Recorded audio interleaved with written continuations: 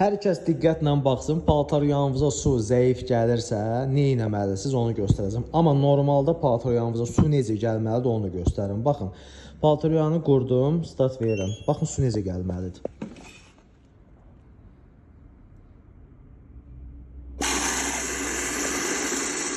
Görürsünüz su necə təzyiqlə gəlir. Su təzyiqlə gəlməlidir. Əgər təzyiqlə gəlmirsə, paltaryanımız düzgün işləməyəcək.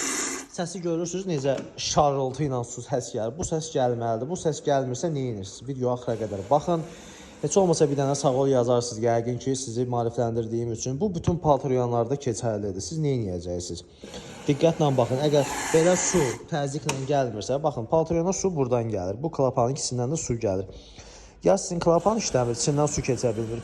Ya da problem bilirsiniz nədən ibarətdir? Problem bura girən vaxt, burada filtr var. Onu çıxardıb təmizləyirsiniz. Onu təmizlədin, yenə su gəlməlidir. Suallar belə gəlir. Onu da elədim, yenə su gəlmir. Onu da elədin, su gəlmirsə, artıq bu şlanka su hardan gəlir bura? Burada filtr var, onu təmizləyirsən. Yenə su gəlməlidirsə paltaryana, bu kranı dəyişirsən. Yenə su gəlməlidirsə, deməli sənin paltaryanın evinə su zəif gəlir. Ümumiyyətcə ona görədir. Burada nə edirsiniz? Bunları dəyişə-dəyişə getmirsiniz.